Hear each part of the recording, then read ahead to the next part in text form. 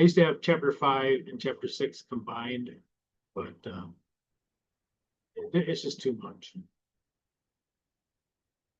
So let's go ahead and finish the monetary unit sampling first, and then we'll get into the start audit and evidence.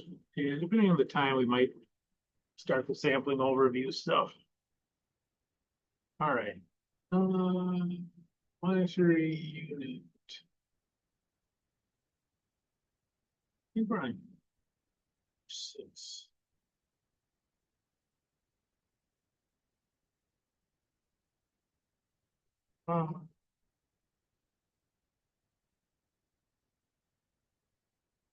It's always fun for me to see what I was doing this time here.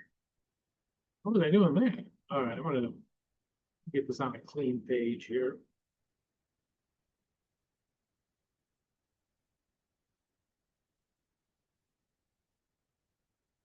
I'm gonna just insert a page break there, I guess. All right.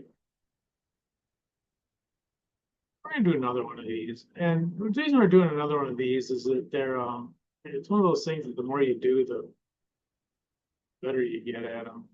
And it is quirky.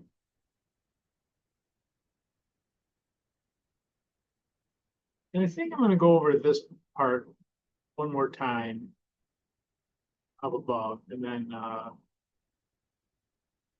yeah.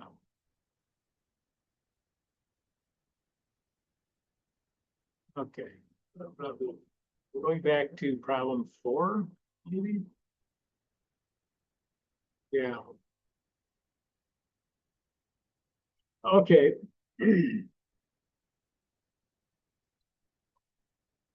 So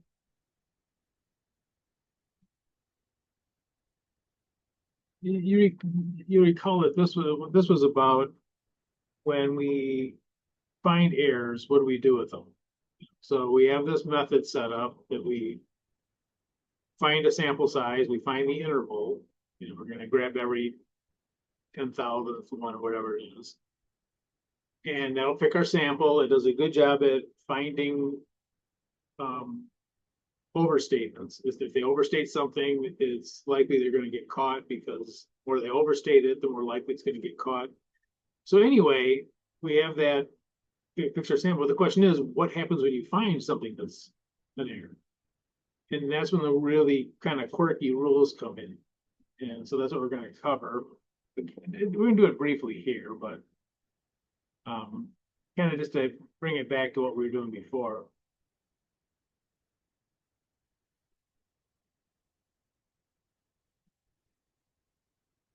Okay.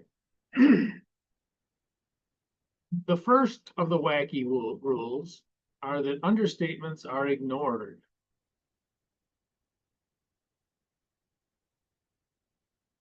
This method is only for overstatements. So when you find an understatement, you don't do anything with it. And that kind of, as an auditor, that kind of goes against your grain, and then you go, okay, I found an error, and you go, oh, don't do anything with it. But it's wrong. Don't do anything with it.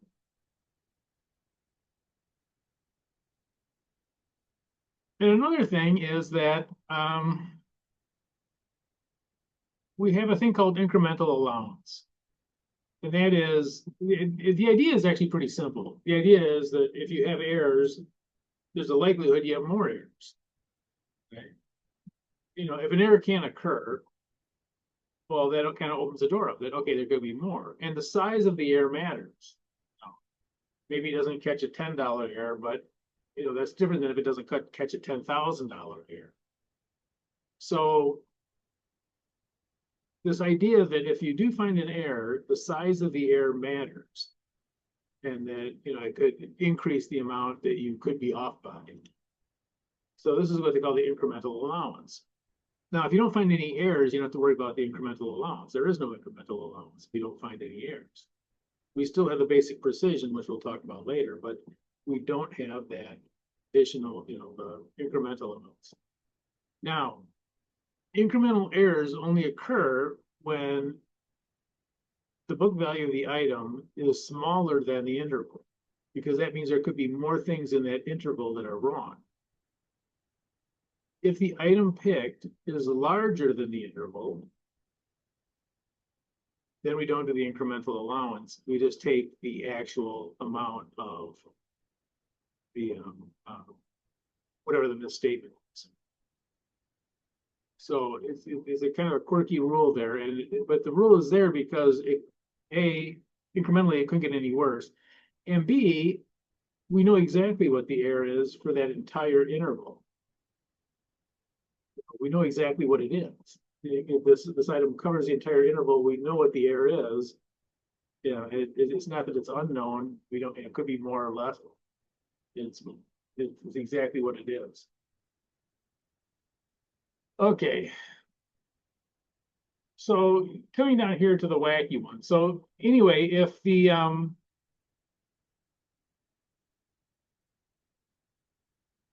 book values are less than the intervals,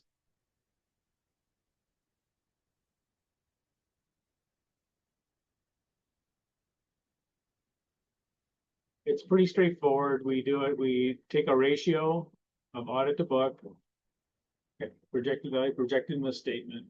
Same as we did for classical sampling, the ratio estimation, except for we do it for each interval. There is the quirk, though, that if it is an understatement, so even though this is, less than less than the interval, this one is a little bit different in that this is an understatement. They're telling us it's 1900. We go look at it, it's 2200. This is that weird one that we ignore.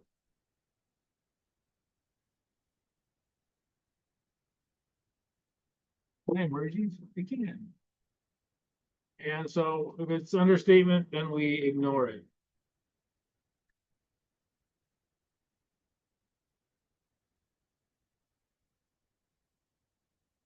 It looks funny.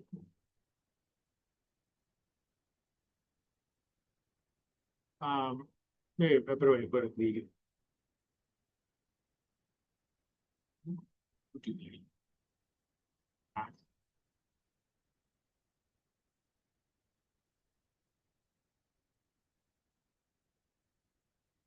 no misstatement. It's an understatement. That's the same as no misstatement.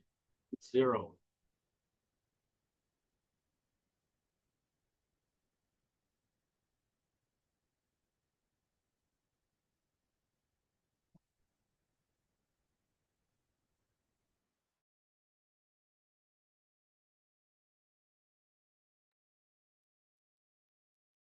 I apologize. I'm sneezing for some reason. I think I'm allergic to monetary unit sample. Okay, down here. Now this is the wacky one in that the book value of the item is greater than the interval. Now this is part of the reason why we do this kind of sampling. Part of the good part about doing this sampling is that if the item is large enough, if they cook the books enough, it's 100% sure you're going to catch it. So this being bigger than the interval isn't a problem. This is exactly why we do this method. So that it catches those big things that could be misstated. Okay, so, but here's the thing. We know exactly what that interval is off by. It's off by whatever that, that thing is covering, that item is covering the entire interval. So we know exactly what that interval is off by. So we take the actual misstatement for those. And this is kind of what we did last time. It's the same thing, but I just want to kind of go over it to kind of refresh why we're doing this. So if they're normal behaved misstatements like these, the book value is less than the interval, it's not an understatement. Then we just do it normally like a ratio estimation we did for the classical sampling. The odd ones, understatements, or when it covers the entire interval. And if it covers the entire interval, there is no incremental allowance. But now notice for these, there could be more things wrong in that sample. right? There could be more things that are wrong in this sample. For instance, the book value here is 20,000. There's another 20,000 sitting in there in that interval that could be, there's evidence that it could be more wrong because of this. So the more that something is wrong, the more concern there is. And the amount of the misstatement makes a difference. Okay, let's go back to number 6.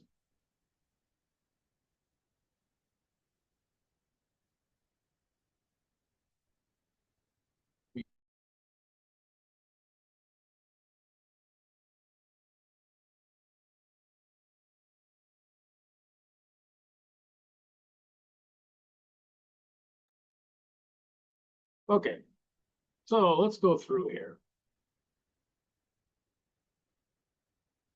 So here's our book values.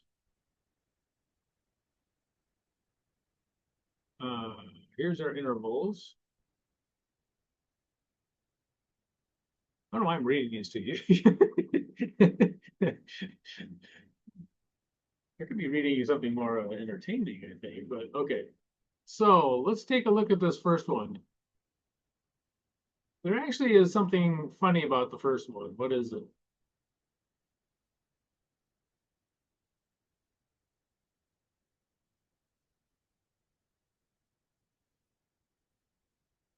Misstatements we found. There's something exceptional about the first one.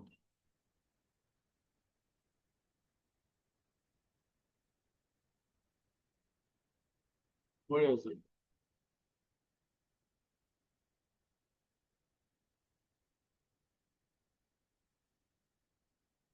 The audit value is higher than the book value. Yep, this is a understatement.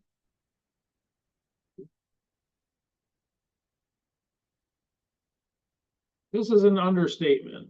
We're not supposed to find these. Oops. We do find them, we spell it incorrectly.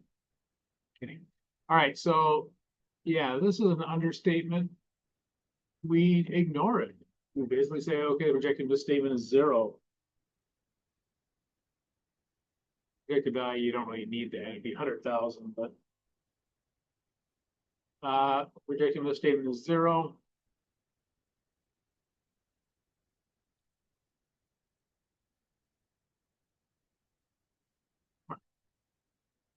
Including income and allowance? No, it wouldn't matter even if it was, though, because it's 0. 0 times anything is 0. Okay. The second one looks okay. So what's the projected value of the second one, and what's the projected, or maybe a better question is what's the projected misstatement?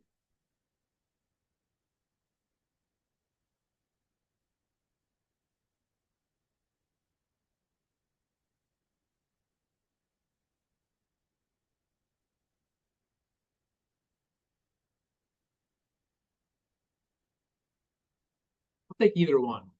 Projected value or projected misstatement.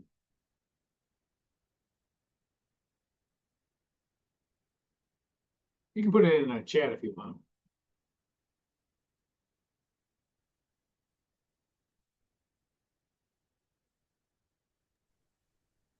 Is it 70? The projected value will be 75,000, so a 25,000 misstatement. Yep, exactly. And so this is kind of the one. This is one of the kind of usual one that we probably have. And it's an overstatement. They're saying it's 20,000. We said it's 15. And so we're saying that this entire interval is kind of like we did before, except that instead of multiplying the ratio over the entire population, the entire book value, we're taking a part of the book value, that interval of the book value, and multiplying it by that one item. The idea is exactly the same. So if there's a ratio to it. And the idea is that if there is a problem, that it's the bigger the misstatement, the more problem you may have. Okay. Number 3.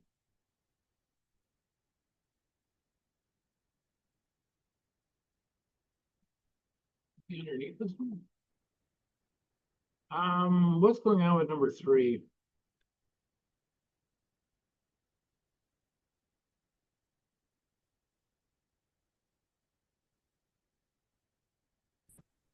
The book value is higher than the interval. Yep. You'll notice that the book has 108,000. So what were the odds of this thing being picked? 100%. And whether they did it on purpose or not, it was at 95,000, the extra 13,000, 95,000, it may have been picked anyways. But once it goes over 100,000, once it goes over the interval, it's 100% sure it's going to get picked. Okay, so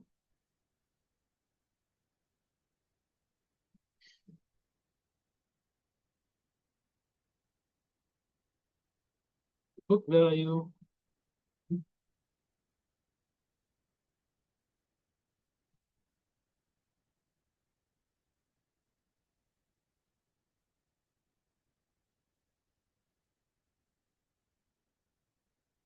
Okay, and at this point, it really is not even,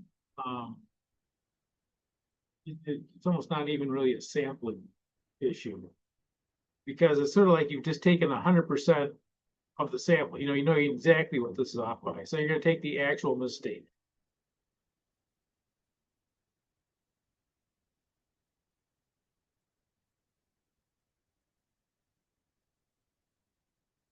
All right, so the actual misstatement is 108 minus 95, 108,000.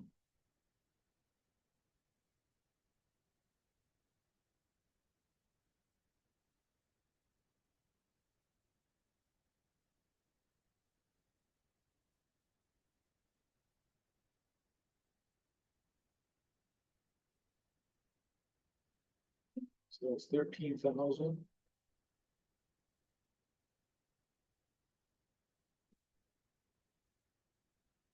Okay, now this is where it gets a little bit strange. So we do have two misstatements here. We have 25,000 and 13,000. Now, because this is less, the book value is less than the interval on this one, it is possible that there could be more things wrong.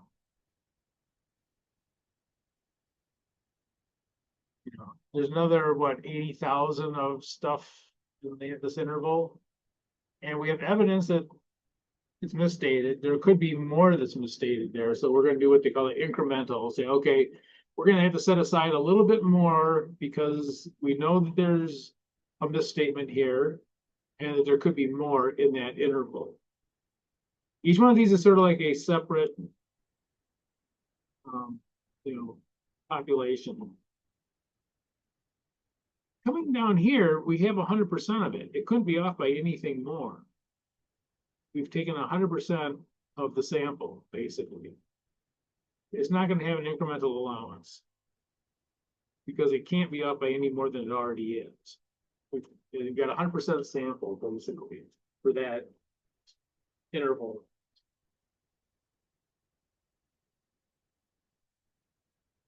So there's only going to be one in our incremental allowance. Yay! Incremental allowance is no fun.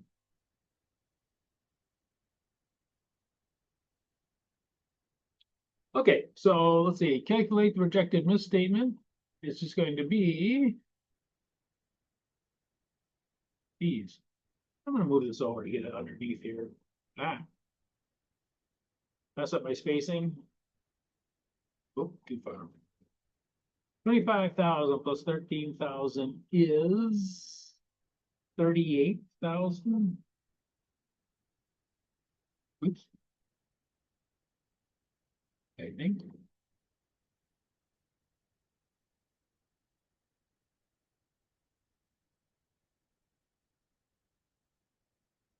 And by the way, this is our best estimate.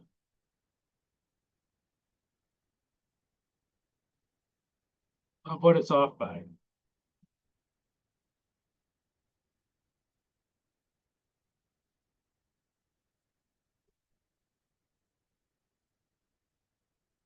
Yeah, if someone said to you, what do you think it's off by? 38,000 is our best estimate. However, because it is a sample, it could be off by more. We didn't take 100% of everything. So it could be up by more. The basic precision is a measurement that is for if there were no errors, how much would we have to allow for this being a sample? So this is sort of like if there were no errors, or no, I should say no misstatements.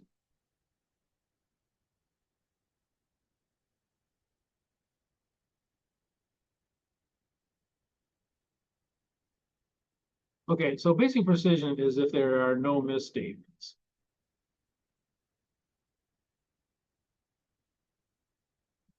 And here is our formula. So let's see, basic precision equals our interval, which is how much?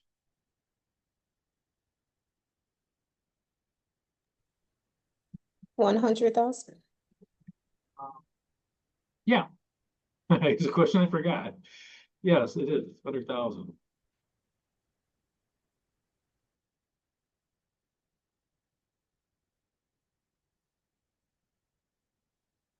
Reliability factor. Okay, we gotta be careful with this one because we have to see what percentage it is.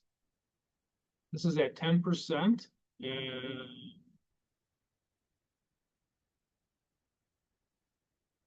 so okay, 10%.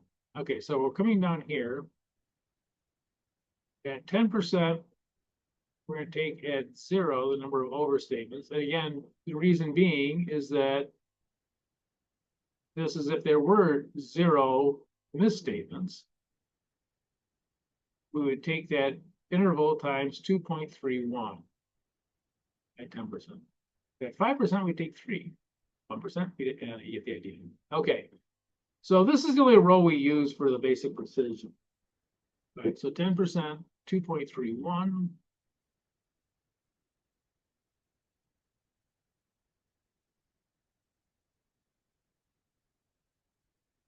Yeah, I'm just gonna put it over here at the side. Equals 231,000.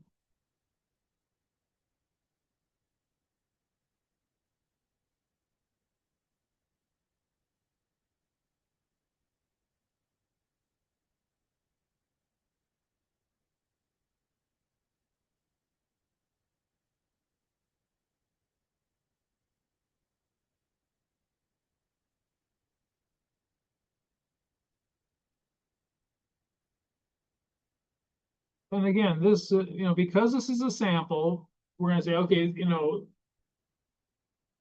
we don't have 100%.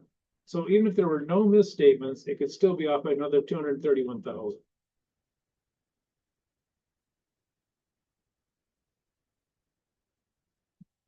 That's basic precision. Okay, now the incremental allowance says, okay, it could be off by more because we did find some misstatements, and those misstatements indicate that there could be more misstatements. Is now, the idea is that the size of the misstatements and the number of them makes a difference. And the more that they're misstated, and the more frequently they're misstated, the more likely that this is going to be off. Okay, so here comes the very irritating part. Well, we need to do it for one of these though. So I'm gonna take the first one as misstatements at 0, scratch that, the statements at 1 minus 0. This is the incremental amount. Okay, click up again. 389. Oops.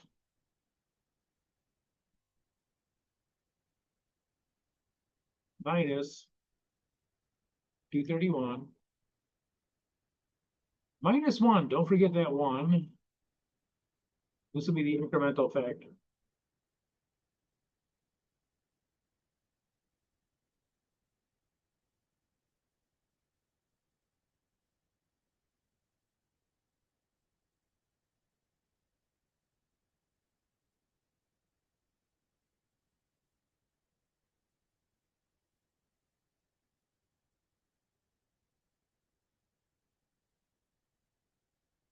$3.89 minus 2.3.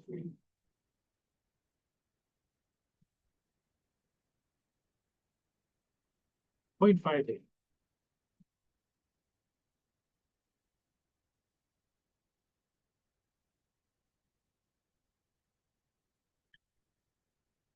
We don't really need, we could do these if we wanted to. This, it'd be 5.33 minus that. If you had a second one, this will be if you have a third one. We really don't need that, even though we have 3 projected or probably, misstatements. Only one of these is actually going to be an incremental allowance, so we only need one of them. We're going to stop right there. The largest misstatement is the only one that we're going to use, and it's the 20,000. It's the only one that's going to be the incremental.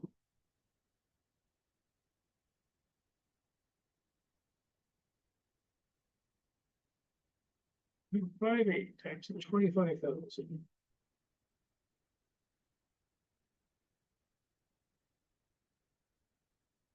$14,500. So this is our incremental allowance.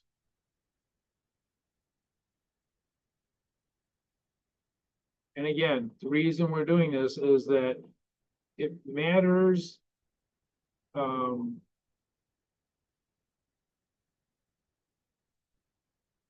The number of misstatements and how big they are. Why is it one of those different size? 11. Let's be a.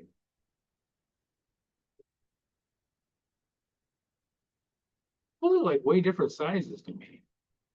Oh, it is. That's why it looks different.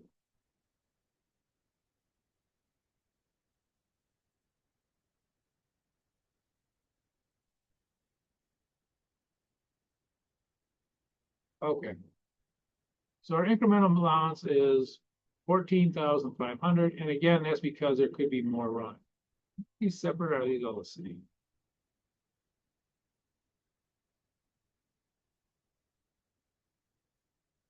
Okay.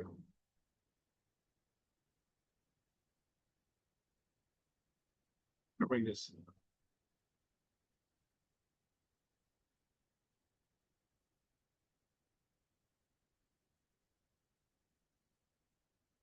Yeah, I should put this up here anyways. It should be here.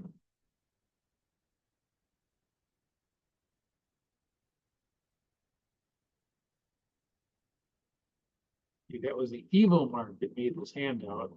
That's why. Okay, so let's see here. So D is just basically all these 3 together.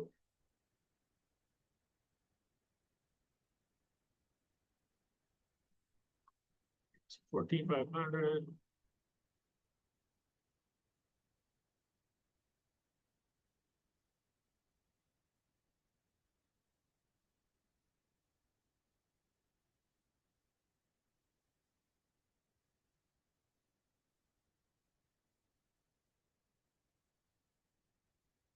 $283,500.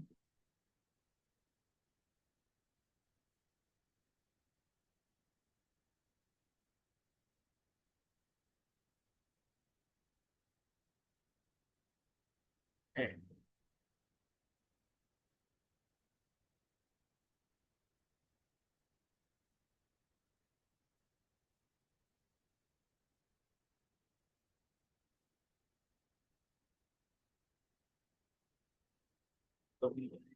I think that's it. That's right. Hey.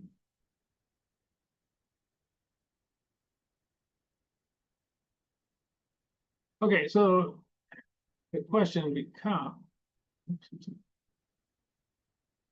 So this is our best estimate is that it's off by 38,000. However, this is a sample. So if there was no errors, it could be off by another 231. We did find some, I should say no misstatements. If we did find some misstatements or one misstatement that'll qualify here. So it could be off by another 14,500. So this whole thing could be off by 283,500. And here is our book value. And it would be a judgment call as to whether that is material, although that's a pretty big number to be off by. But, you know, depends on what, you know, it depends on basically on what how big it is compared to the corporation or the business, you know. So a book value of $2 million, and we find out that it's off by the upper limit on it is 283,000. Could be off by. For that account, I would certainly think that that's material, but it might be that account is not very material. You know, for instance, if this was a $5 billion company, the accounts receivable being 2 million is not going to be material. They probably, they probably wouldn't even test it, but whatever. It really depends on the rest of the assets and all. Okay. Questions on that?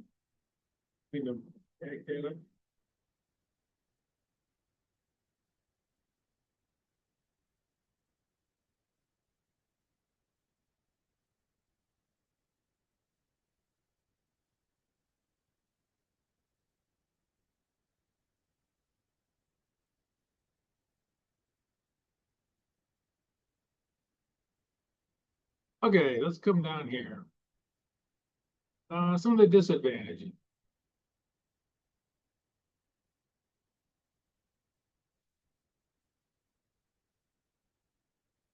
You sometimes test this stuff on the CPA exam.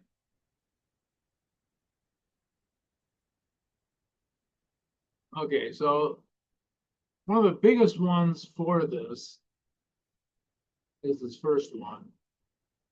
And that is a smaller sample size for populations that have low occurrence of misstatements. If they have a whole bunch of misstatements, it's not the best one to use. Because you end up with that incremental allowance being, if you actually have 30 of those or something like that, it's going to be really make that upper limit huge. And is there something, and two, you remember that this is only for overstatements. So if you do a regular sample of classical sampling, go either way, right? So if you have some overstatements and some understatements, they'll kind of balance out and be, if you're only counting the overstatements, it's only going to go one way. So if you have a bunch of errors, this is not the method to use. If you don't have that many errors, you do the testing, and sometimes,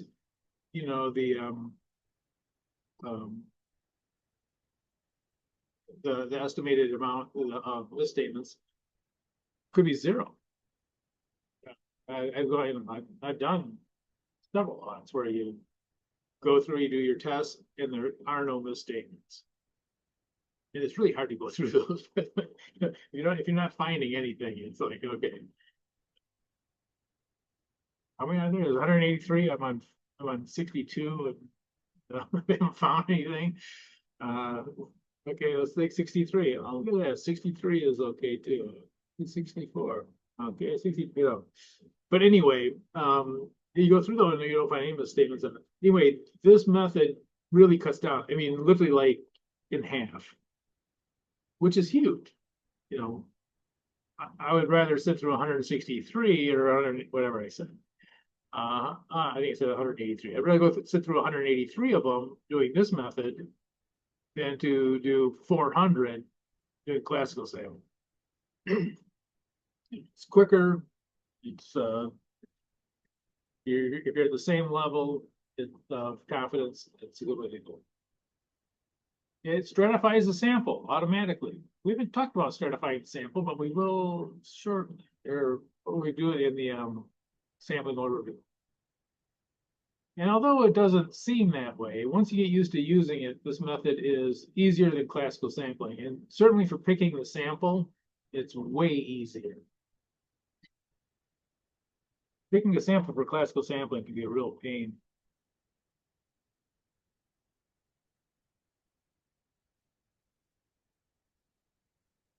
Disadvantages. Big one, can't be used for understatements. If there's a possibility of understatement, you can't use this one. So if you're doing an audit, you don't know whether it's overstated or understated. For instance, sales. Large corporations usually are worried about it being them overstating. They always want to meet their estimates and all that kind of stuff. So you're worried that they overstated their sales. But for a lot of companies, smaller companies that are not traded or not traded heavily, those companies, they might be looking to reduce their taxes. And reducing their sales, for example, is a good way to do it. Why? Decreases your income. Also, if you're paying sales taxes, it decreases your sales tax that you collect and pay. And those are kind of pass-through numbers, but keeping track of that and all that kind of stuff, and writing the checks for all that, they're no fun. So anyway, a lot of times, you don't really know whether they want to overstate it or understate it. They might overstate it if they want to get a loan. If they don't need to get a loan, or they already have a loan or whatever, they may try to reduce their taxes and understate. Can't use this method. Okay. Second one, this is another big problem. Sample size is not easily expanding. And that goes back to all the way back to blah, blah, blah, blah, blah, blah, blah.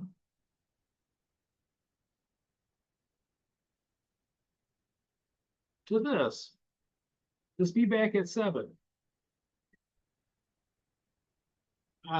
It goes back to this because this is, you'll notice that the number of items you have dictates the interval. It dictates the items that you pick. So if you change the sample size, you're going to have to go pick an entirely new sample because the ones that it's going to pick are going to be different. So this one is also a problem that if you do run into it, whenever you run into a problem with something, say it's materially misstated, you always go back and check it. We know that if you're auditing, say, the 95% level, that means 5% of the time you're going to be wrong. So even if you do come up with it, oh, this is misstated, it could be that you're in that 5% that thinks it's misstated when it's actually not. So you go, okay, well, we better take a bigger sample and get more accurate numbers before we go to the client and start accusing them of something. So if you run into an error, you go, okay, well, let's increase the sample size. You can't really do that in monetary unit sampling. It's going to change the items that you pick. So if you increase that sample size from 125 to 200, you're going to be picking different items. You're going to have to go through a whole new sample. Okay. Classical sampling from last time.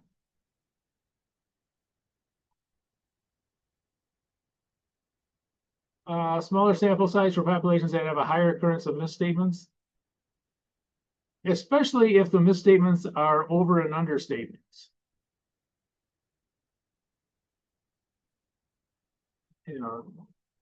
They just happen. Sometimes if something is happening randomly.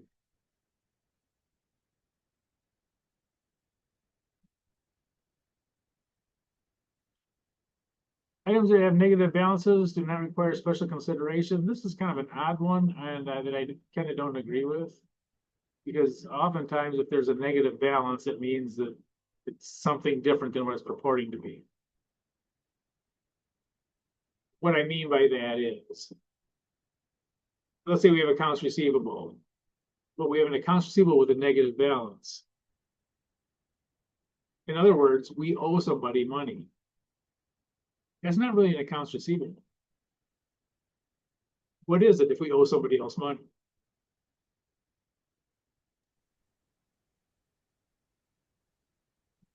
You said if we owe someone money?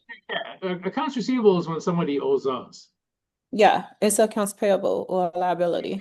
Exactly. It's a liability. It's not, it shouldn't be in the accounts. So if you do run into one of those, usually it's a misclassification error.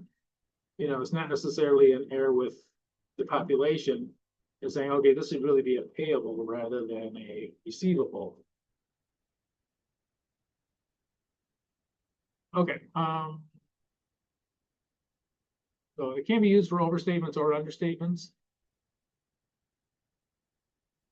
And the sample size can be easily expanded. A lot of times you'll pick, you know, the sample size usually is based on a random number table.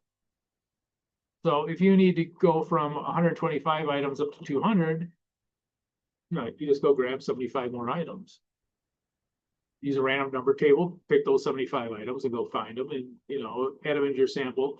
It's going to kind of tighten that bell curve up wherever it's going to land. And if, you know, if it is your sample that's a problem, oftentimes it'll correct it.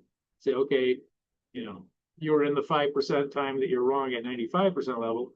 The 99% level, you know, maybe it moves it one way or another, and you know, have at least a better idea of where you're at.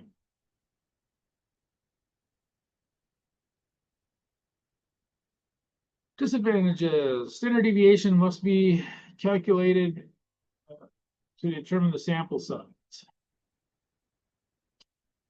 Okay, so that is, it makes picking a sample more of a headache.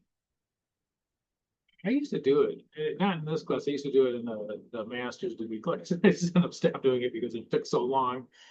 And it was like, okay, I want to show them what this means, and then it's like, okay, it takes like way more like that. But this is if you have information from the previous year, you might use that as your standard deviation, you know, whatever it was. If you're in the current year, you may have to pick a sample and then find you know, the deviation of the sample, and then pick the big sample size based on that original estimate. And sometimes if that original estimate's off, you got to go around in circles, and it can be no fun. So anyway, yeah, that's picking the sample is a lot more of a hassle for classical sampling. And stratification may be needed. We'll talk about this later, but basically it's kind of doing what we do for what the monetary unit sampling does for us.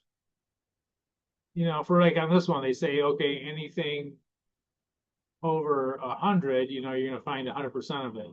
You can also do that with classical sampling. You know, you can pick your sample, but you can also say, okay, any account that's over 100,000, we're going to automatically pick them. So you can actually stratify your sample to say, okay, you know, if they reach a certain level, forget about the sampling. We're just going to, you know, take 100% of them. Okay.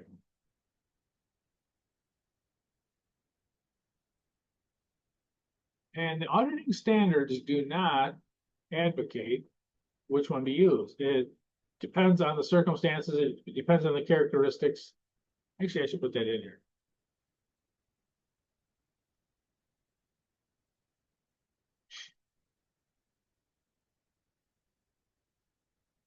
It depends on the characteristics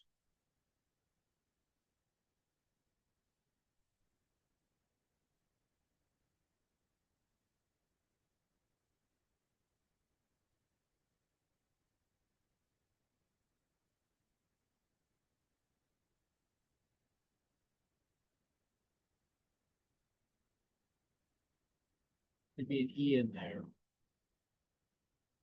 Okay. So it really depends on the, the characteristics of the population. Which one you should pick. And this may sound like a strange statement, but when I was going through, like 100 years ago, when I was going through, the monetary unit sampling was the one that they were telling us, this is one you should be using as much as you can because this is it's only for auditing and it decreases the sample size and all that. But the fact of the matter is, there are problems with it, and it's basically only for things that are going to you're worried about being overstated. Understatements, it doesn't work, and two, because you're only taking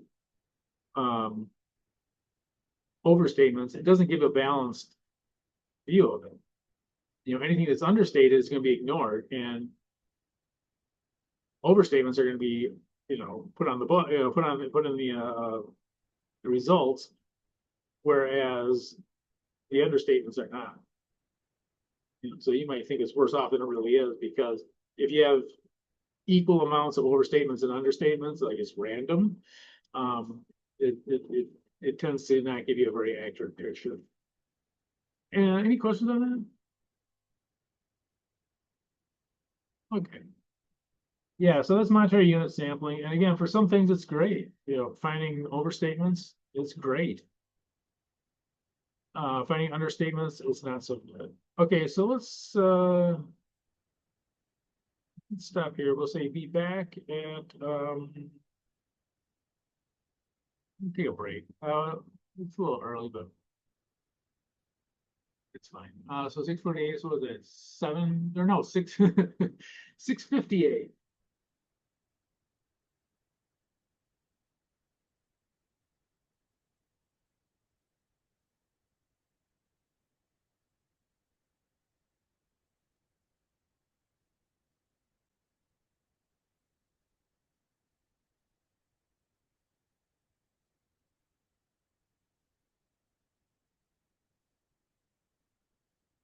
Okay.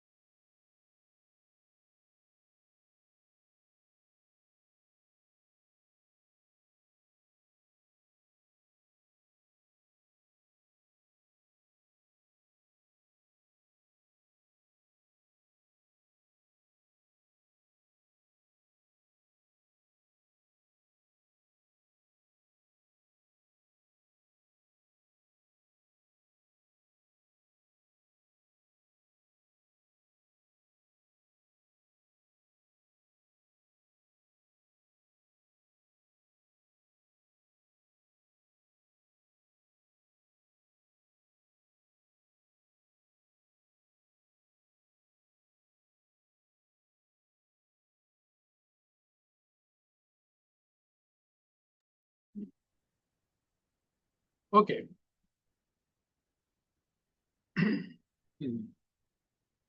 Good evidence.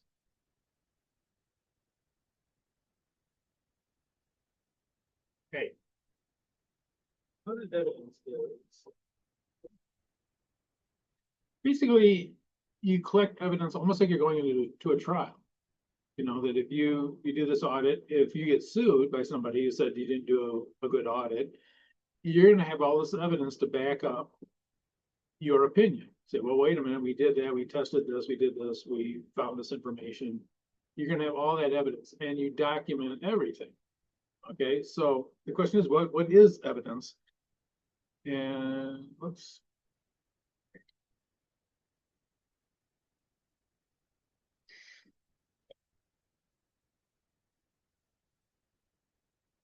Evidence is anything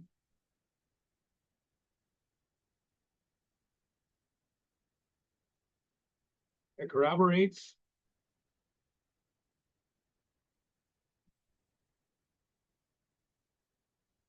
or refutes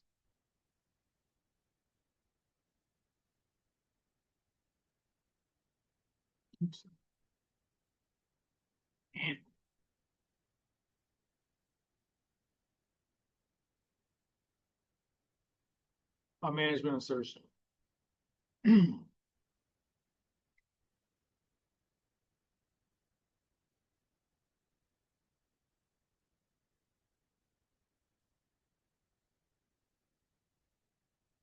So evidence is anything that corroborates or refutes management assertion. We're going to talk about management assertions here in a little bit, but here's some of the management assertions down here, at the bottom of the page. I'll just put one in up here for a second. I'm just gonna.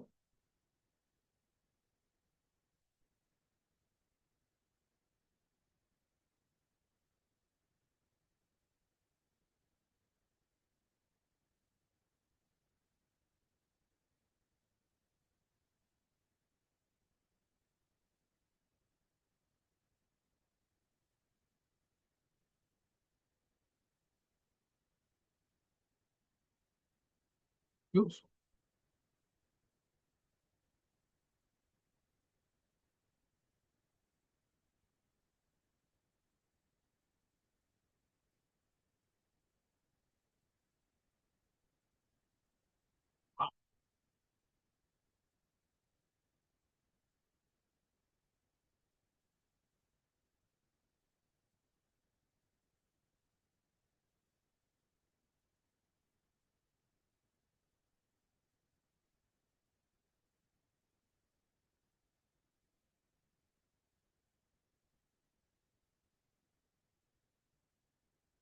Okay, so for example, the cash account has all business cash listed in the cash account.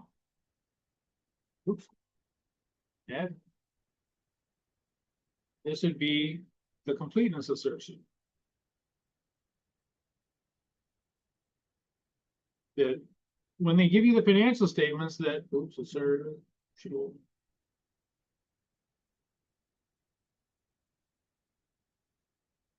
You know, when you look at when they give you the financial statements, and you see the cash account, part of that when they hand that to you is there's this assertion in there that this is the cash, it's complete. You know, there is no other cash other than this cash. So these are the assertions, and these are what you actually test for. These assertions of management. There's a whole bunch of other ones to do, but that would be the completeness assertion that all the cash is listed in that cash account. Okay.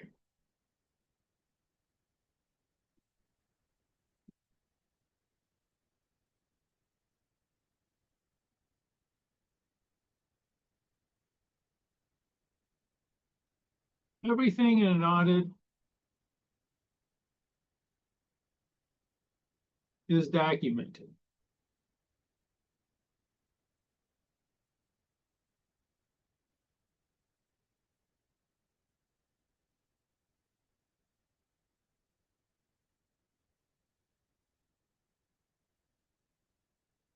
All evidence is documented, but anything else is too.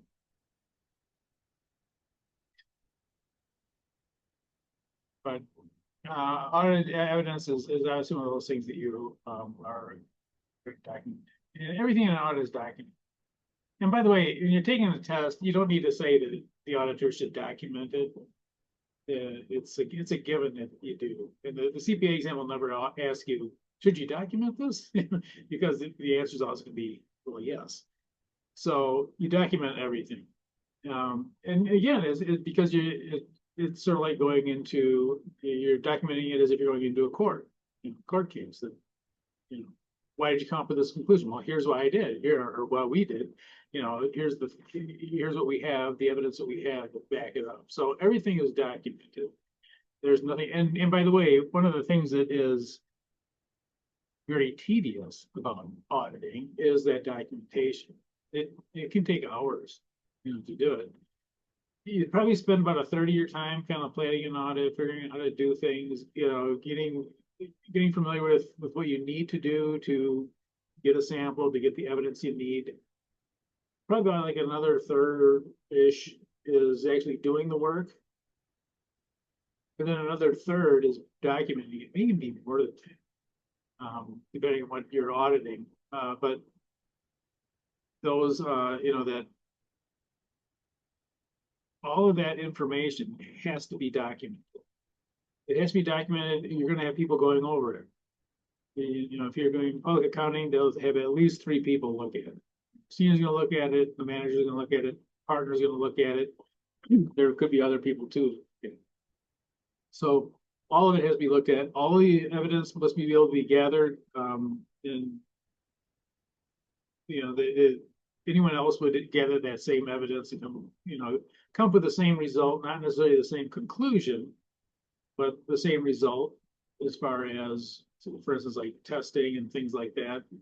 But all that stuff is documented. When you look at a sales invoice of the client, okay, here's the client sales invoice for this sale. You're going to document that sales invoice, and either electronically or else, make a copy of it, a paper copy of it.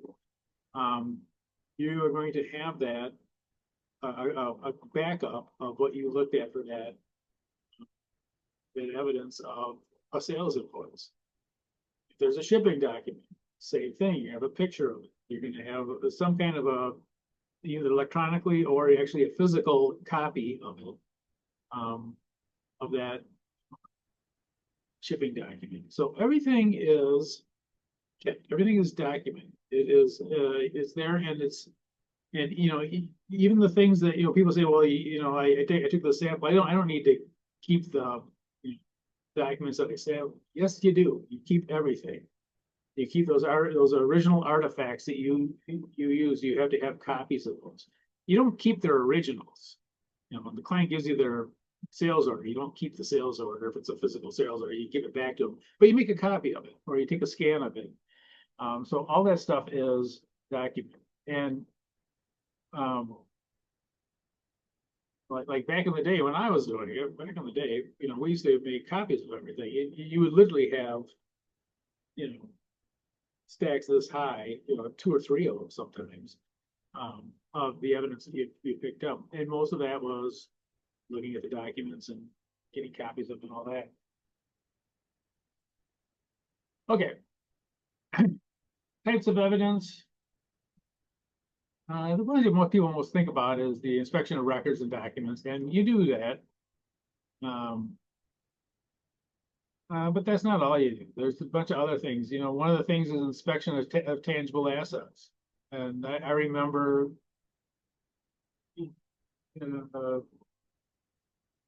my first audit, I think I told you guys, I was put on inventory. And for a good reason. Inventory is huge for most companies, and it's a lot of companies by far, it's their biggest group of assets is the inventory.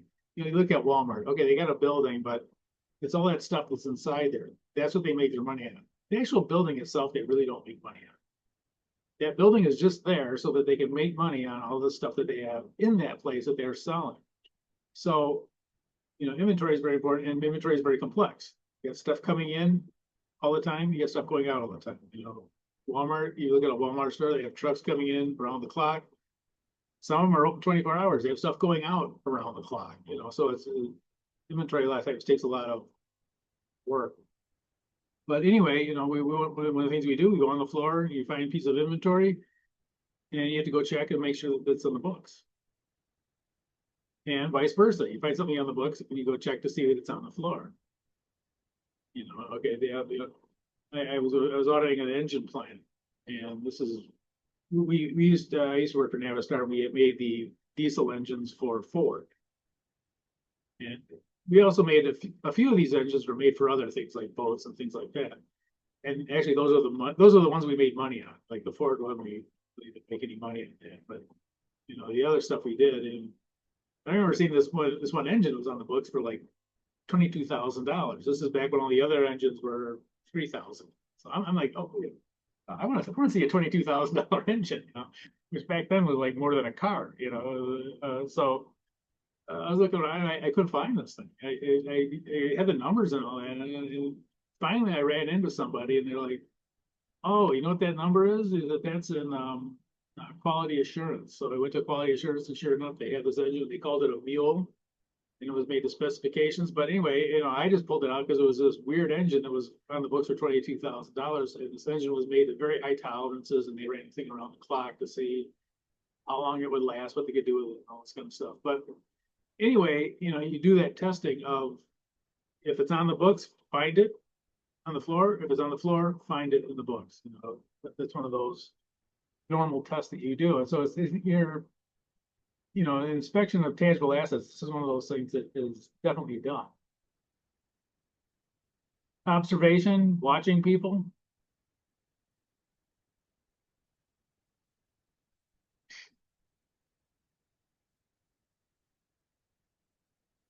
Inquiry, asking.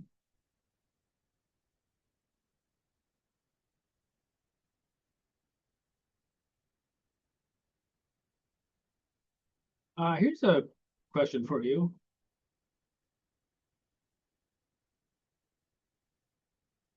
Which one of those is more persuasive?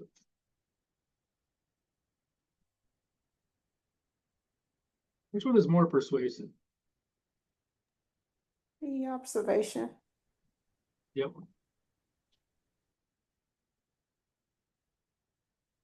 The PM.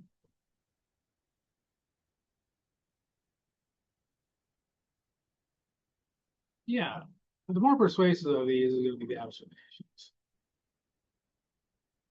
Because this is what you're actually seeing. You know, when you ask somebody something, you know, they'll be telling you something, it may not be accurate. And it might not be that they're being evil. It's just that, you know, yeah, I can't tell you how many times they've told me, oh, you do this, this, and this, and I go observe it, and it's not happening. I say, well, you know, you told me that this was happening with it when I watched it, you know, this is actually what they were doing. Oh, are they? You know, they had no idea. They were telling you what they thought, you know, was happening.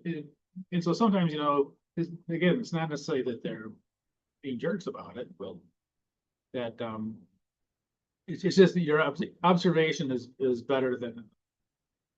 Same here, recalculation, reperformance. You do the calculations yourself. You do the actual job yourself. I'll tell you about that. So recalculation of things like recalculating, like, let's say, depreciation expense.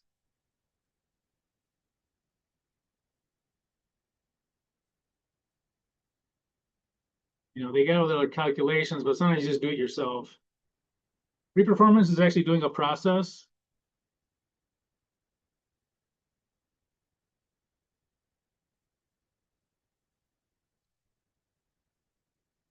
One of the more interesting things that I did was when I worked for Navistar, we actually had a warehouse up in Canada that distributed truck parts all over the place. But anyway, they put in a new accounting system, which is a big risk. You know, even though you do all the testing and all that, and they did all the testing. The big risk but they go to do the physical inventory, and they find way more inventory. I think maybe I already told you this. They found way more inventory than they thought. You know, usually inventory, if anything, is less. Things get stolen, things get broken, they get thrown in the garbage. It just happens, you know. Someone comes in with something that didn't work or something, so it just pulls it off the shelf, like, oh, here, take this one. You know, you run into those things. And so usually it's less, you know, hopefully not too much less, but never do you have like additional stuff. I mean, this was like millions of dollars worth of stuff that was on the shelves that was not on the books. You know, our employees bringing in millions of dollars worth of truck parts, probably not. So anyway, we went there and we really had kind of a hard time looking at the documentation and figuring out exactly how they were actually putting the stuff back into the system. And my supervisor said, okay, I want you to go out there and take some of the returns and talk to, you know, the people running it, and how do you put it back in? So I had to go out there. You know those big forklift things, like those things that people ride up and down on, and those. If you've ever been on one of those things, they're terrifying. You know, I mean, I've been on motorcycles and stuff, but you're up there like 20 feet up in the air and this thing's moving. Anyway, I did that. You know, I went up there and I did you know, this, and kind of got a feel for how they actually put stuff in, and where the problems were. You know, we were kind of able to figure out that the system was actually okay. It was just that it wasn't really communicated. Should have been, but anyway. Scanning data, looking for weird things. We're going to talk about analytical procedures later. Test control, substantive testing, sampling stuff. Okay. Relevant assertions.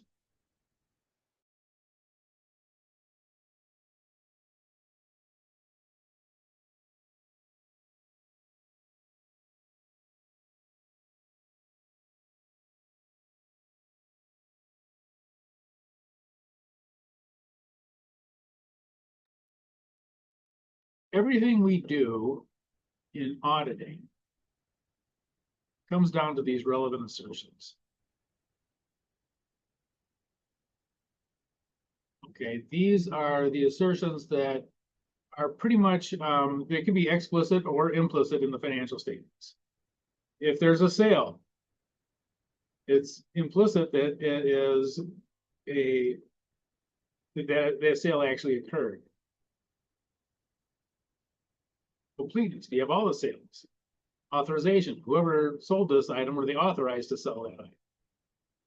Accuracy, cutoff, all this other stuff that we'll go into later, but these are all the management assertions that these are, I should say, relevant assertions. They're assertions that are either explicit, management says that they are there, or that they're implicit when they hand you the financial statements. For instance, that the cash account is complete, accounts receivable is complete, inventory is complete, blah, blah, blah. Now, the assertions are a little bit different depending on if it is a issuer or a non-issuer.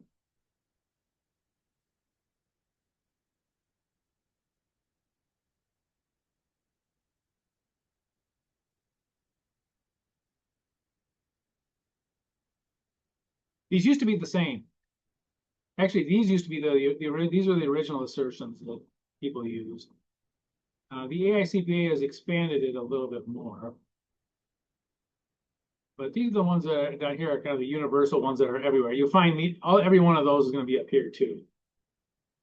There are some that are up here that are not down.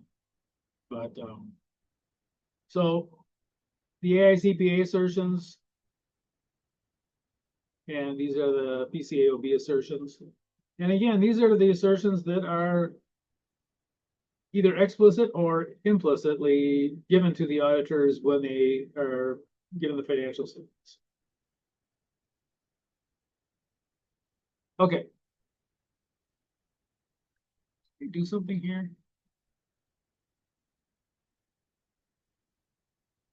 Is that usually on the first page? I don't want to look the second. I may have got my page spacing up. I think I did. Okay, so for instance, let's say there's a audit plan for cash.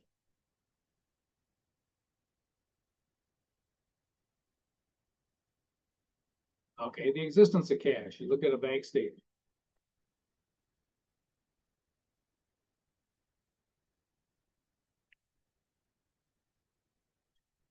Completeness of cash, you might look at the bank statement and you may also look at the petty cash.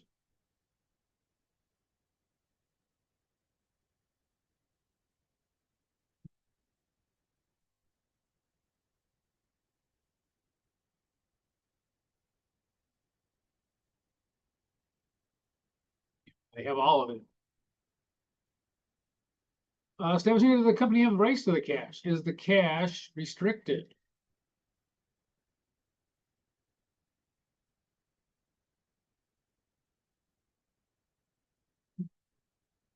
Could be in an escrow account.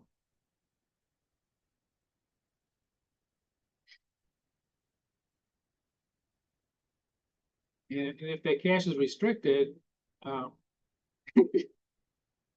it makes it look like I was falling asleep. And if the cash is restricted, you would have to show that on the financial statements that it's restricted. And what's it restricted for will depend on where it shows up. But it could be restricted. Cutoff of cash transactions. For instance, deposits made at the end of the month.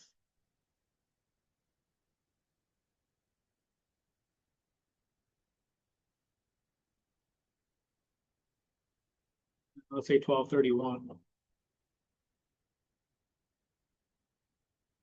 You go to the bank and make a deposit on 12/31. Is it going to show up on the cash? What's the cutoff for the cash? You show going into the bank. Appropriate valuation of cash. So let's see if there's foreign currency.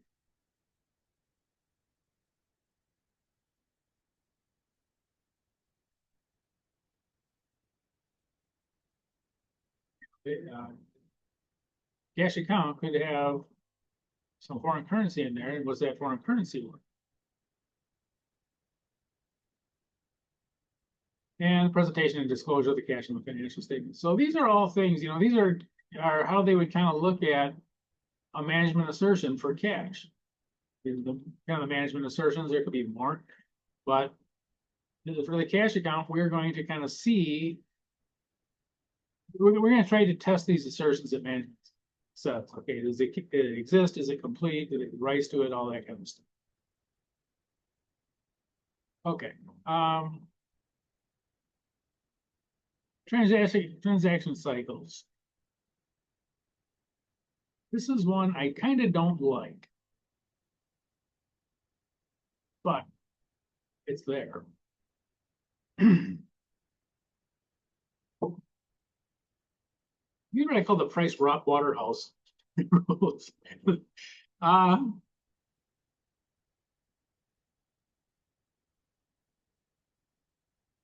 The way you do auditing most of the time is you beat up the balance sheet, because you can audit cash, and cash a lot of times you can audit to 100%.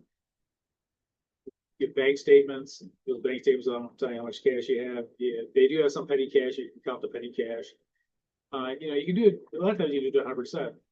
And notice that almost everything runs through the cash account. Everything.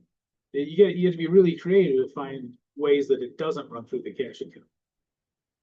I suppose if you got, traded somebody some land for some inventory or something, well, you'd be pretty creative to come up with anything that doesn't go through the cash account.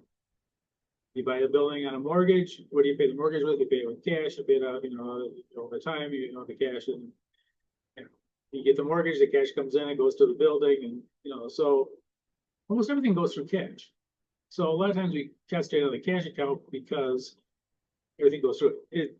A lot of times it's not that big. The account compared to other things is not that large, but everything goes through it. So anyway, there is the CPM Price Waterhouse. They were notorious for doing things their own way, and one of the things that they did is they would do cycles instead of accounts.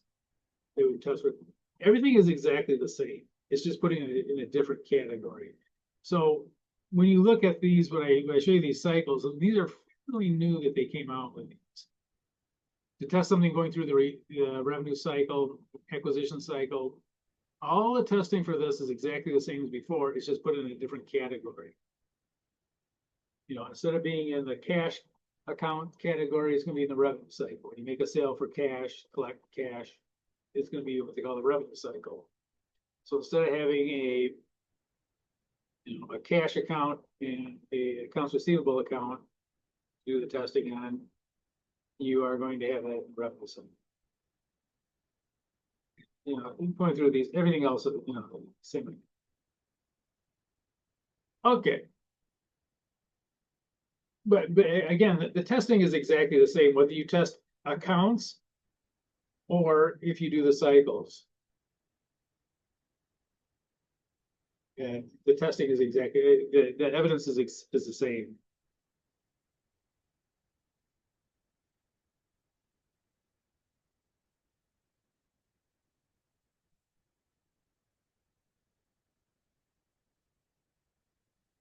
Okay.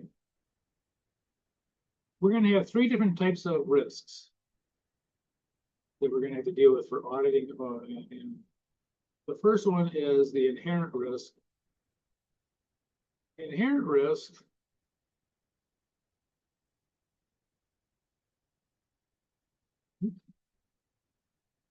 second.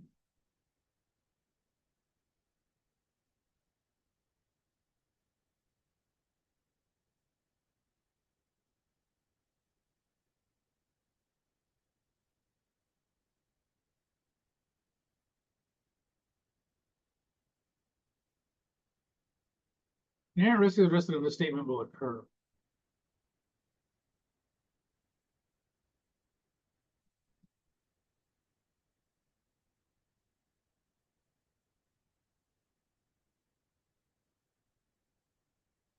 Okay, and different transactions will have different inherent risks involved with.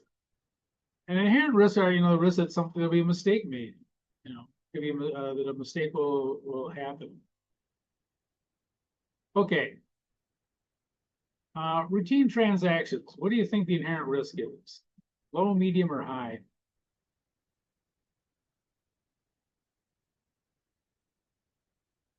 Transaction they do every single day. What's the inherent risk probably going to be? Low. Low, yeah. Be kind of unusual for Walmart to mess up a sale transaction.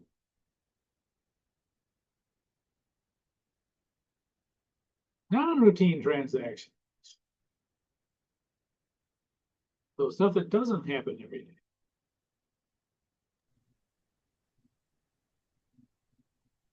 Services that were paid for with stock.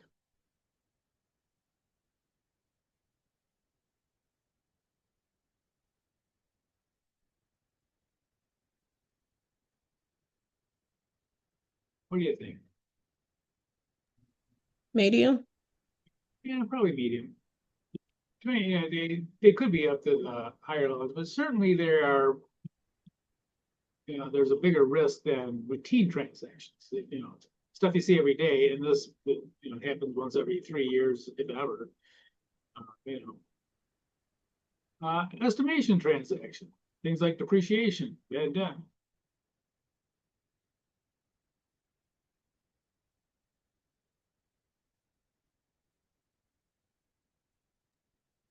Medium to high? Yeah, probably. But this would probably be sort of like a medium risk. It could be high. Certainly there are some, bad debt, stuff like that. Economic factors that go into it. But depreciation, it is something that we do fairly often, but there is estimation problems. If you're depreciating something, you go, okay, well, how long is it going to last? Again, you don't have a crystal ball, it's an estimation. And what's the residual value at the end? It's just going to be worth 5,000 or 0, or even worse, are we going to have to pay somebody to take it? It is possible that you have any one of those three scenarios that they're going to go into it. So it can be quite, but when I worked at US Steel, we used to have a place called Southworks, which was on Lake Michigan. It was horribly, it's not a park, it's a beautiful park, but it was horribly contaminated, and we carried it on the books as a liability. It was land on Lake Michigan, you know, you're thinking, okay, you know, foo bucks.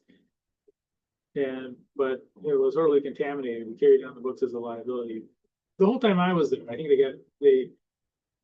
they cleaned it up somehow or whatever. Now I think it's a park. But anyway, you don't know. You don't know what it's going to be at the end. So, you know, anytime you have these depreciation problems, you don't know how many years, you know, is it going to last for 5 years, 10 years, whatever you, and whether it's going to be valued at the end, you don't know. So even though it is fairly routine, you're doing it probably every month, because it's an estimated prime median. Okay, complex transactions.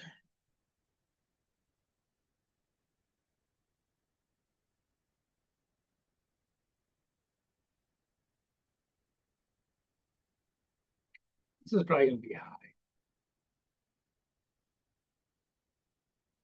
You know, whenever you have something that's very much a one-off, but there's a lot of things involved. You're merging with somebody else. You're bringing in their equipment. You're bringing in their or whatever. Their systems, their people, their buildings, everything like that. The likelihood that there's going to be a problem is probably fairly high, or certainly higher than these other ones, because you're basically, you know, the worst of these things, plus you got other stuff. Okay, control. What type of control risk? Now, control risk is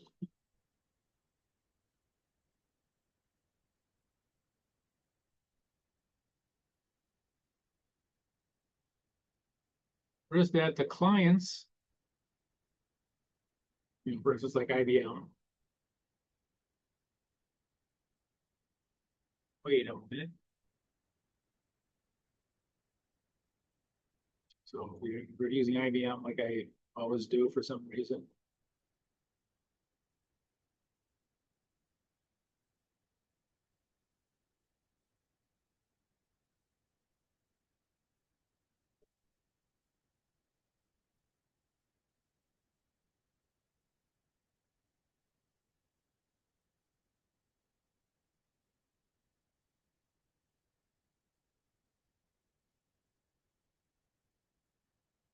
Control risk is a risk that the client's controls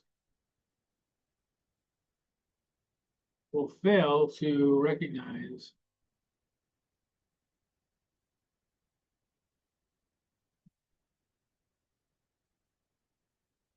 fail to identify or prevent, maybe the better way, immaterial misstatement.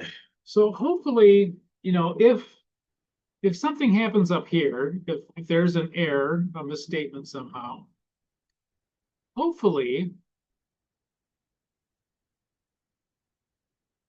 the client's controls will catch it.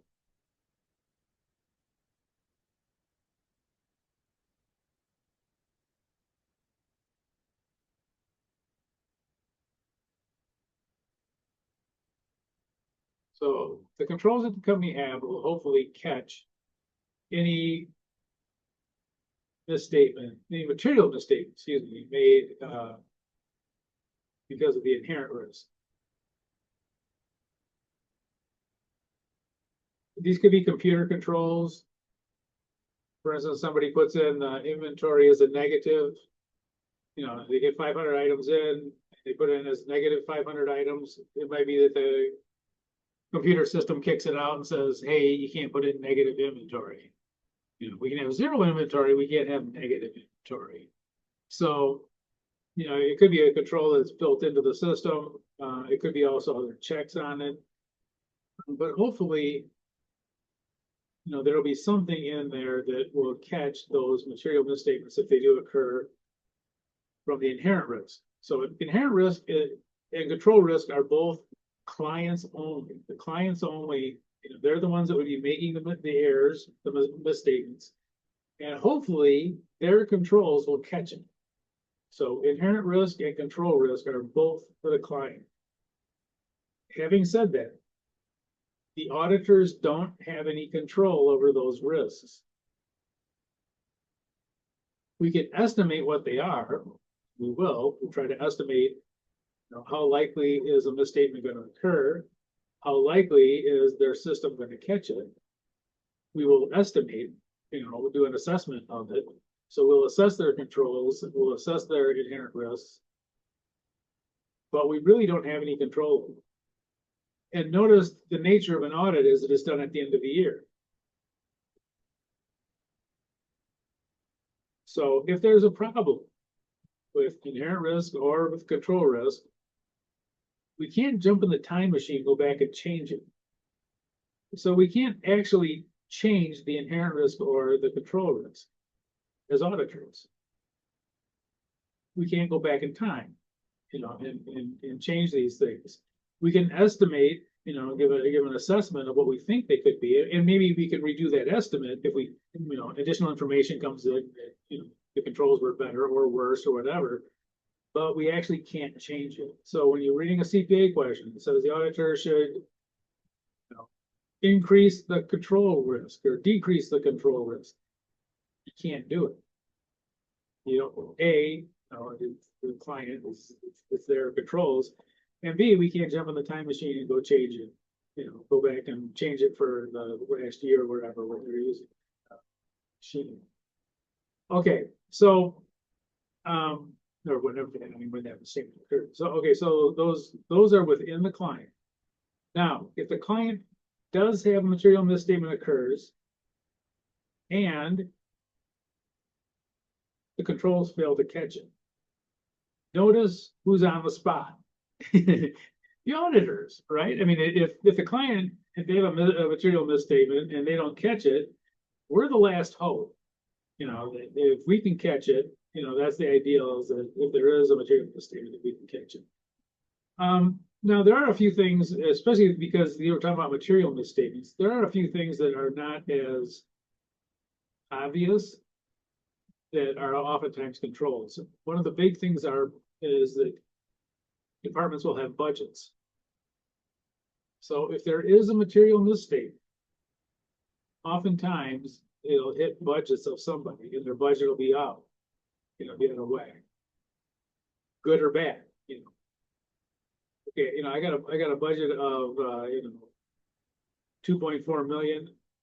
Why is there 9 million in my account on our budget now? Probably something material mistake. Or, I got a $2 million budget. Why is there a $2 million stapler? I want to see this $2 million stapler. So oftentimes budgeting is one of those things that will catch material mistakes, because material by definition is something big, and oftentimes it catches that. So it isn't necessarily that it's all in the computer system or something like that. Oftentimes you have people involved, and if they have budgeting. Sounds kind of funny, but if one of the things that we look for is that they have an active budget system, and those active budget systems will identify those things that are material. Okay, so client blows it. They have a material misstatement and their controls don't catch it. All right. It's up to us. And here's detection risk. And this detection risk is a risk that the auditors will fail.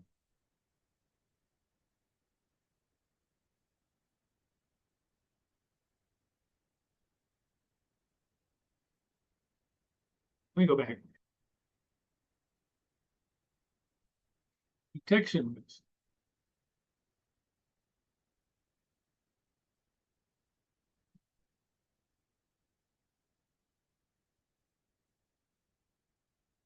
The auditors will fail.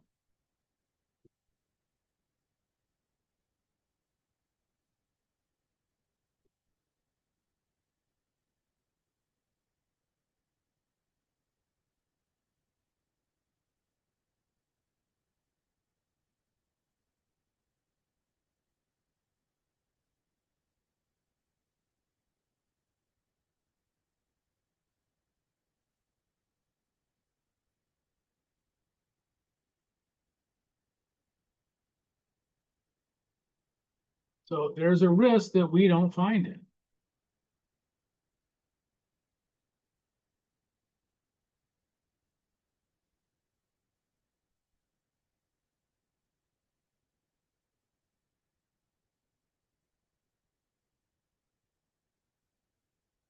And so this is the only thing that the auditors have control over.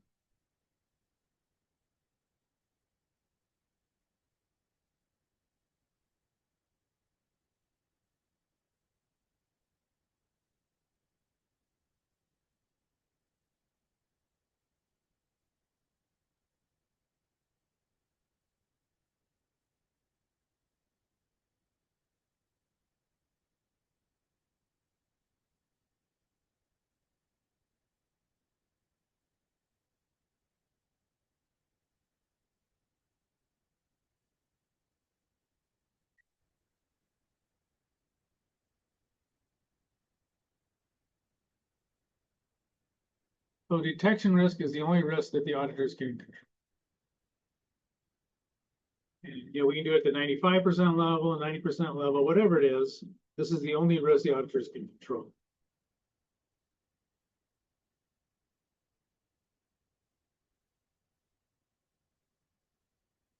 So the CPA exam, what do you do to increase the chances of finding material misstatement? You lower detection risk. So maybe it was at 5%, lower it to 3% or 2% or whatever it is. That's the only thing you have control over.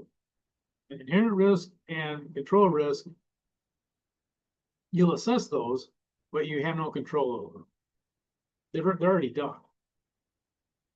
The only thing you have is detection risk, and your audit is that detection risk. You audit go 95% level or 90 or 90, whatever it is.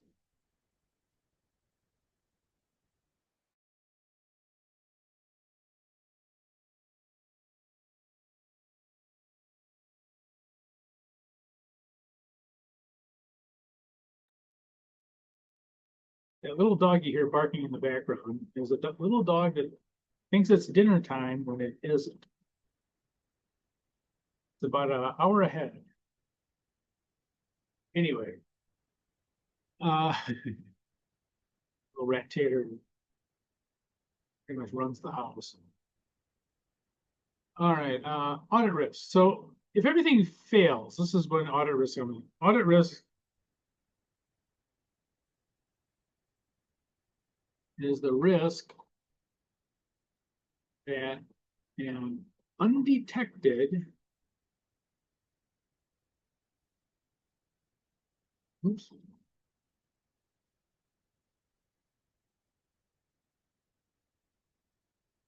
going to take a material misstatement will appear financial statements.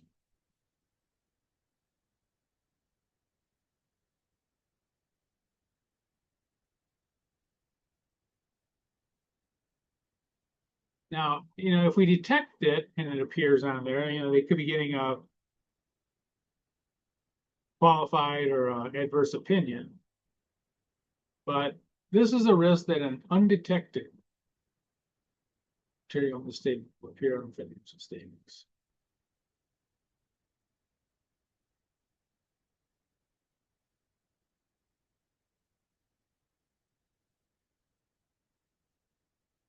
Okay, there actually is a mathematical formula. I don't know if any audit firms actually do this. They might, I have no idea. I don't think I ever did it. And I worked with external auditors a lot, but I don't remember us ever doing it. And what it is you multiply the risks. So inherent risk is a 40% chance that the material misstatement will occur. So this is will it occur.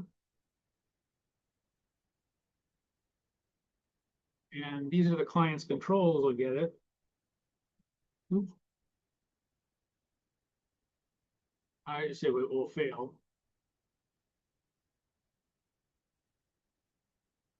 And this is that the auditors fail.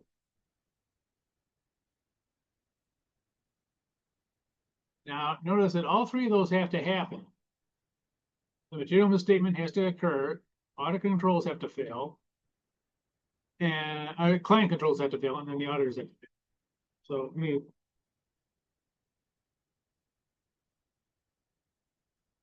material misstatement will occur. Client's controls fail, auditor fails. We can multiply those out and see what the audit risk is. So the inherent risk is 0.40 times control risk was 0.30 times the detection risk is 0.20, and this will give us our audit risk.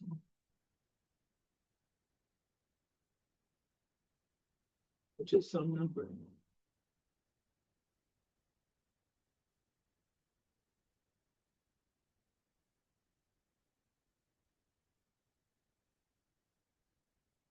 Okay, so the audit risk is 0.024.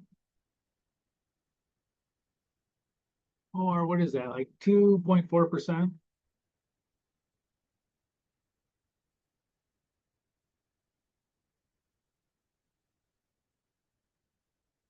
And by the way, these are kind of high. You know, uh,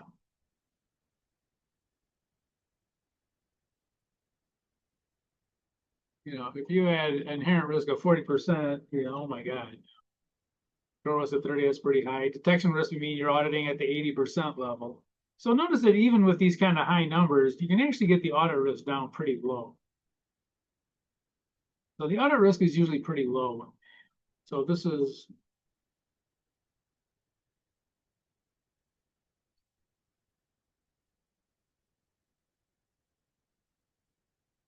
audit risk. Okay, but by the way, these have been tested. It has been tested on the CPA exam, this formula. So in case you're wondering, is this some stupid thing that I just made up?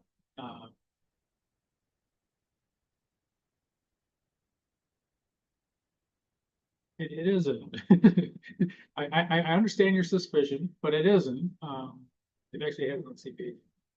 Okay, you want to figure this one out? What would the detection risk have to be if we wanted to audit to the 5% level and we have these two control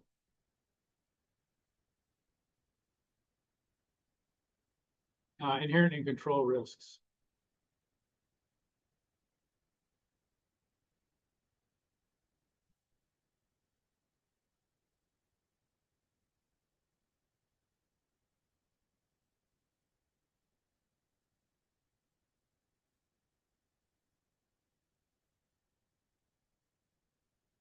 Go down here.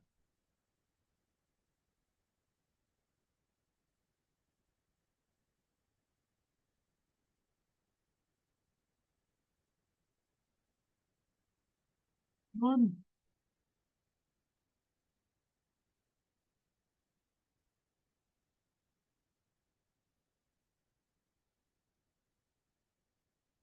Let's put DR in as the detection risk.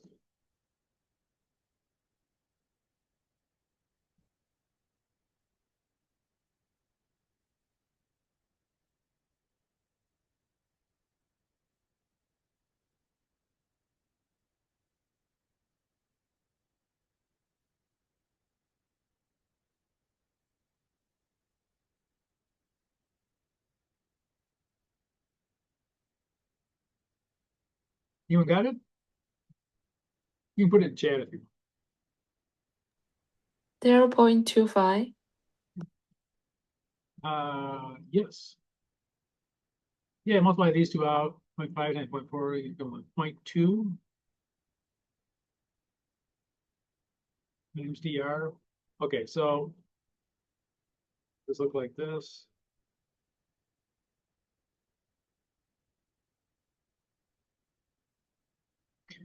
So 0.5 times 0.4 equals 0.2 DR.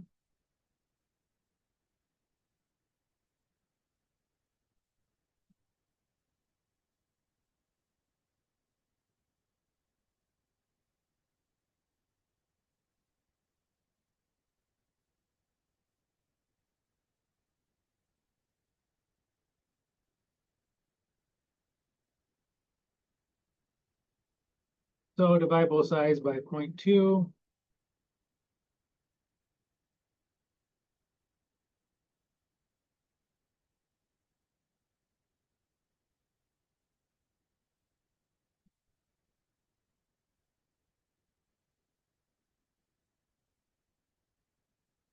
And you'll get, oops.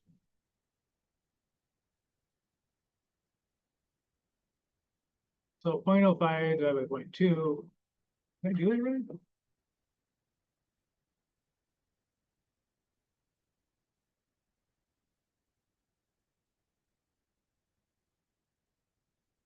Yes. Like you said, 0.25. So this would be either you'd have to have your detection risk, your audit risk, do your audit work to the 0.25 level.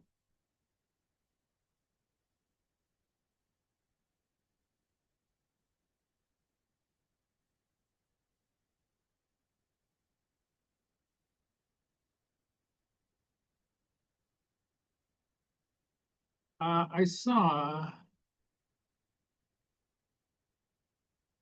there was a CPA question. I don't know if I have this in there. There was a CPA question about what was a risk of material misstatement. Risk of material risk misstatement is just the inherent risk times the control risk. So 0.60 times 0.2,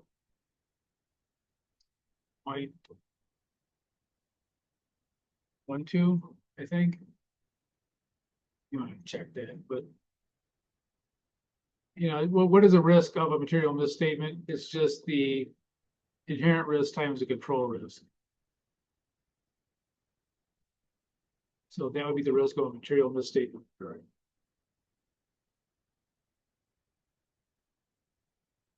And that was, I remember when I was going through seeing these two, this is one I didn't see, so I'm assuming it happened after I went through.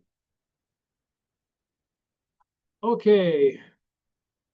We'll do these last two and we'll call it a night.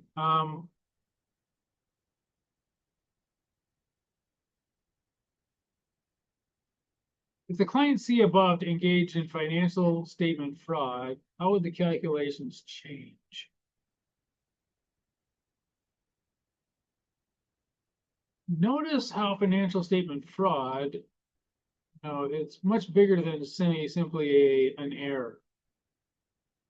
If they're intentionally changing the books, what's the, materially, what's the inherent risk?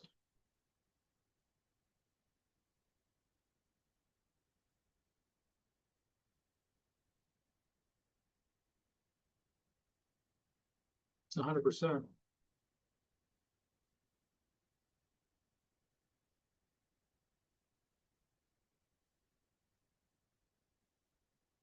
Control risk. Once they're cooking the books, they're certainly not going to try to find it.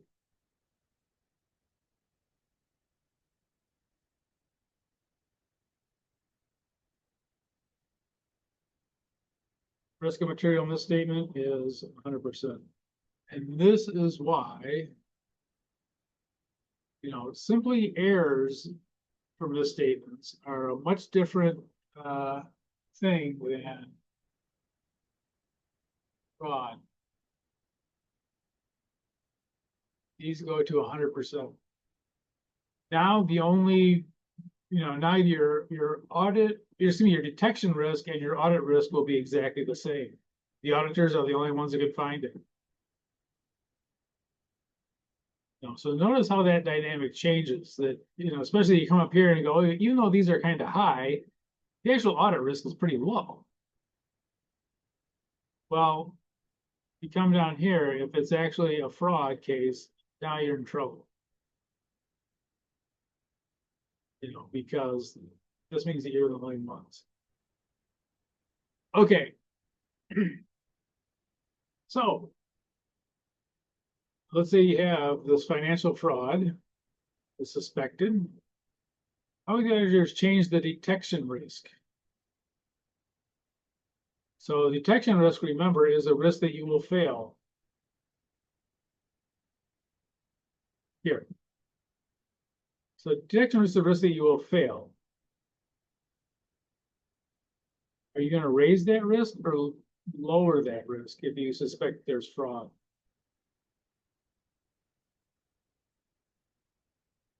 Now, remember, you have control over this. This is the detection risk that the auditors have control over. Are they gonna try to raise the detection risk? Could be the risk that they fail to detect the material misstatement. Or will they lower it or not change it?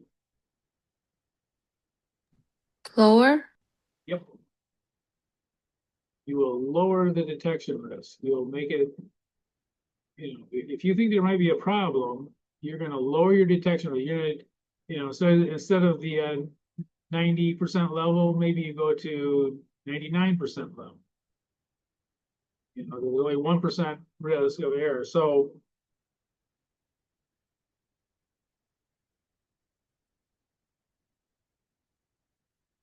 e.g., go for a go from a 10% risk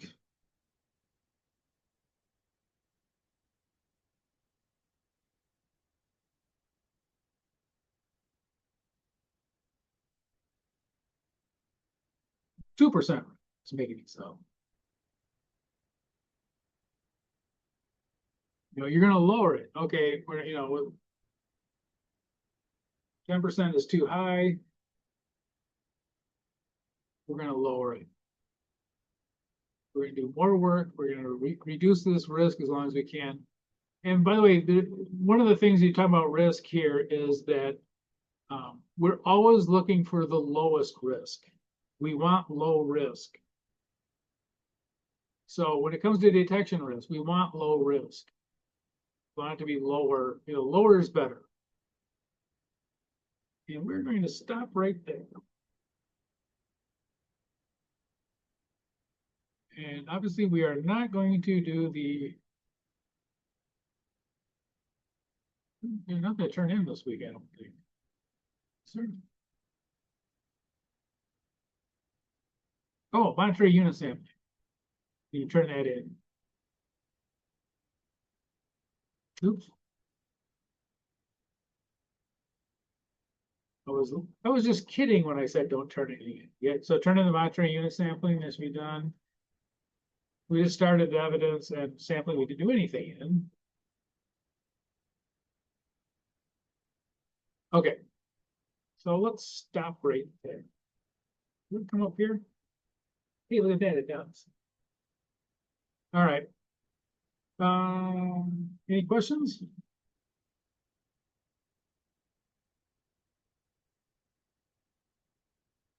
No questions? All right, I'm gonna go feed a little dog that's bothering people upstairs. So turn in the monetary unit sampling if you haven't already, and I will, we'll start up with the evidence next week, and maybe, well, we'll definitely get at least started on the sampling overview stuff. Have a good night. Thank you. Good night. Have a good one. Good night. You did the wrong thing.